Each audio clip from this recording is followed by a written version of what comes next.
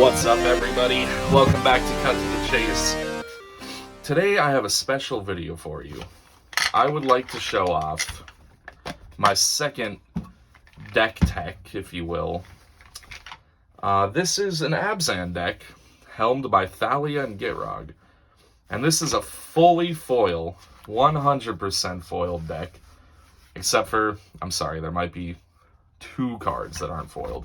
I didn't get the foil Windswept Heath in my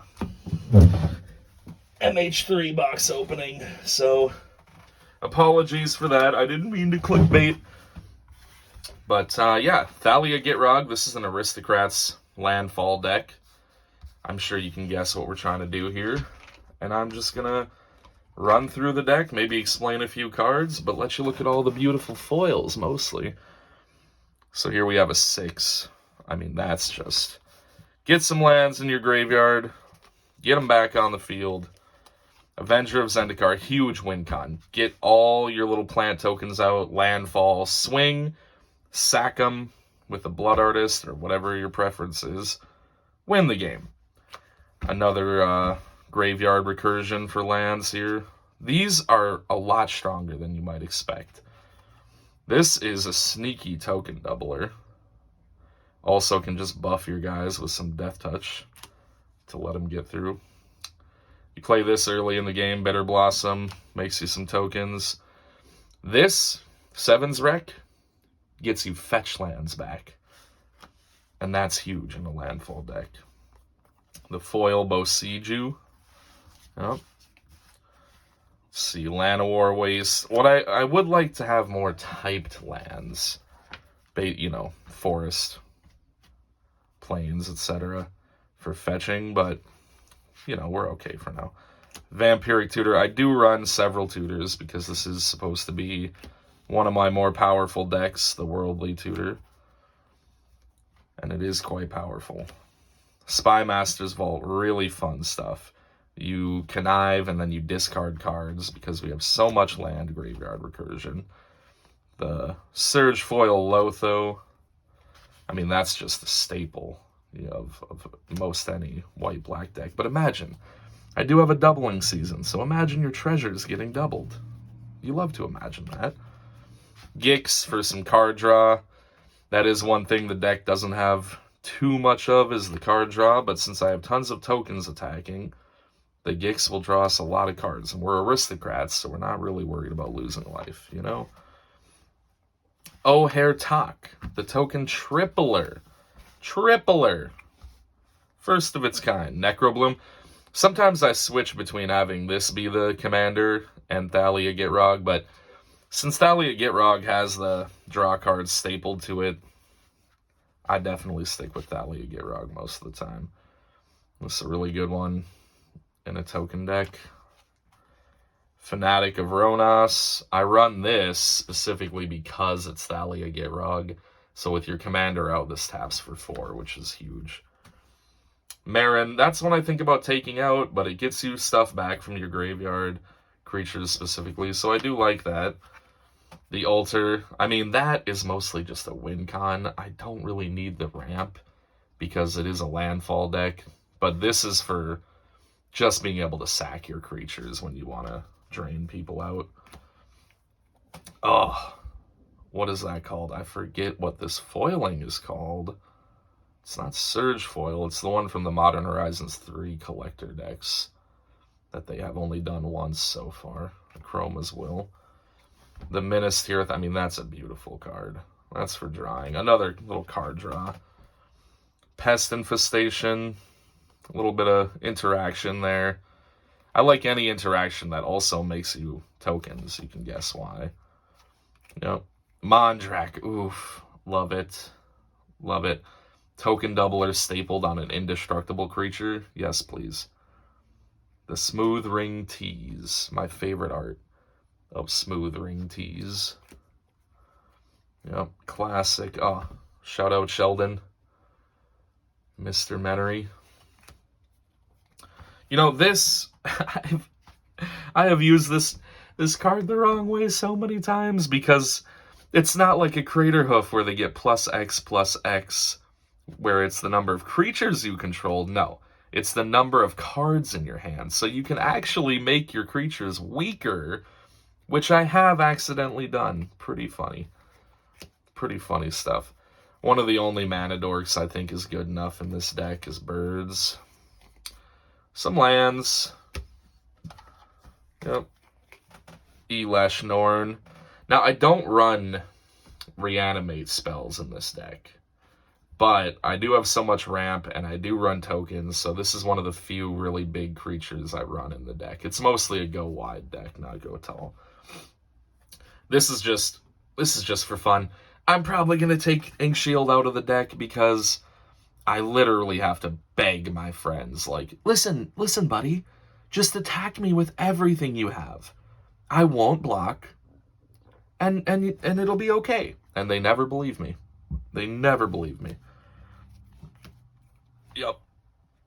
Flare of Fortitude. I love this card. I like having a lot of protection in this deck. I know, it's an Aristocrats deck. Why do you run protection? Well, my commander is vulnerable. My creatures are vulnerable. I want my creatures to die when I want them to die. Not when my opponent wants them to die. Oh, man. This has only ever been printed this one time in borderless art. And it's incredible. It's basically a Scoot Swarm, but for death triggers. I love it. I love it. Benny Brax, Assassin's Trophy. Gotta have this. I mean, I can tutor for this. If I'm in an emergency situation, I like to have some kind of removal that can target anything. You know, not just creatures or whatever. Reese the Redeemed. Usually I just sack this to a Flare of Cultivation or something, to be honest. But he can be useful in the late game. Oh, my classic fetch. These are some of the most important cards in the deck, the fetch lands. Scoot Swarm, obviously. And our Aristocrats payoffs. Beautiful Soul Ring. This card, it's a house. This card, Mirkwood Bats, puts in work, folks. You might have seen it yourself, but if you haven't, give it a try. Give it a try. This card is actually a low-key house. Eerie Ultimatum, huge win con. I mean, if I get this off, I'm winning the game. A little bit of ramp. Phyrexian Tower. Shocklands.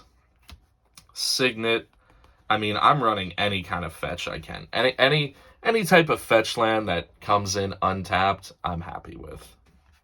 I don't run the tapped ones, but Nature's Lore for some ramp. I mean, that's just beautiful. Look at that, folks. The Exploration for some ramp. It is a landfall deck. Yep. Blood Artist, Skrelv's Hive, the alternative.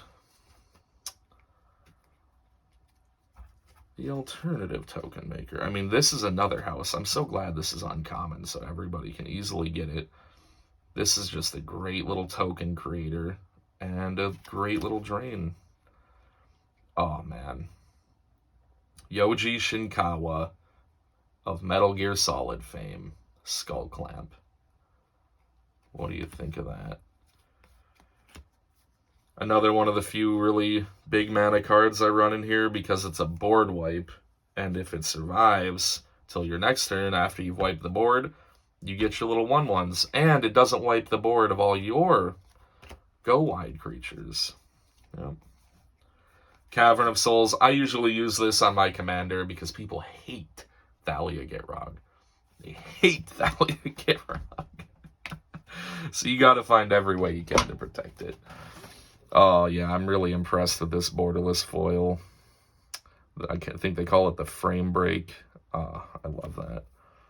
Parallel Lives. Now, I don't run the Primal Vigor because I don't want to help my opponents. It's not a group hug deck. That's one of the only token doublers. I don't have an Anointed Procession. Waiting for that to get reprinted. And I also don't run Primal Vigor because I don't want to help my opponents. And a lot of people who I usually play with also run token decks, so... Shifting Woodland, I use that, you know, if you blow up my Parallel Lives, I can get it back for a turn to double my tokens. This creates a token, so I really like that. Diabolic Intent. I mean, honestly, this is almost better than a Demonic Tutor in this deck. So, this one's so fun in Maria. So on the other side, this card creates 4/4 angels. And if I can double that, or double it twice, oh my goodness. Now this is one of the only cards that's not foiled. Okay. I'm sorry, guys. But I didn't want to pay, what, $10, $15? I mean, it's an uncommon, folks. They've got to reprint it soon. And I'll get it then. Really like those Kamigawa full art lands. Now, I didn't really get a lot of the Fallout set, just singles, but I liked this one. I really liked the art on that one with, who is that? I mean, Nick Valentine? Who's that supposed to be? It's pretty cool. This, protect your commander. I mean, that's a pretty good mana dork, you know. Kumball, you love to see it. This guy is a new sleeper staple. The doubling season. The foil Zulaport, I did spend $8 on that one. Because it is the OG pack foil of Zulaport, though. Conduit of Worlds. I don't run Crucible of Worlds in this deck because I really like the ability to turn this into something that you might want to use that got destroyed, as well as the lands from your graveyard. So I think it's a little better than Crucible of Worlds in this deck. Oh, I've just won off this before, the White Sun's Twilight. You know, create X is 7, and then you double it, and so you just take out 2 people with your little toxic guys. You know, shout out Future, we're toxic. Tireless Provisioner, super fun. I haven't actually gotten to play this in the deck yet. And the Windswept Heath, because guess why? MH3 didn't want to bless me with a foil Windswept, so I'll have to buy one on my own. Haven't gotten around to it yet. Really like those full art commander lands. Yawgmoth, looking particularly evil. Enlightened Tutor. And this is from the Assassin's Creed set, this Black Market Connections, but honestly, you can't even really tell, right? Which is what I like about it. It just looks like some Magic plane. And this is a win con. I mean, imagine making 5 4/4 angels. In most decks, you actually might not want this. Like in my Rata Drabic deck, I wouldn't run this because it will turn your better creatures into a 4/4 angel. But in a go-wide, small, little 1/1 tokens deck, this goes crazy. Field of the Dead. Now, I'm actually going to make a video about these special guest cards. Not these two specifically, but just in general, talking about the special guest situation. And this spiked to $150, this foil special guest Field of the Dead, after I bought one for $40. Spiked to $150 for a little bit of time. I don't know how much it is now. Probably has come down, but these special guest cards have really interesting price movement, and I'm going to make a video about that soon. The Pitiless Plunderer, just a fantastic card. Springheart Nantuko, that is a really cool card, a sleeper.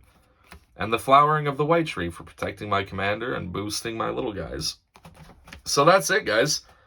I mean, thanks for watching. The Necroblossom, this is my fully foiled Abzan deck.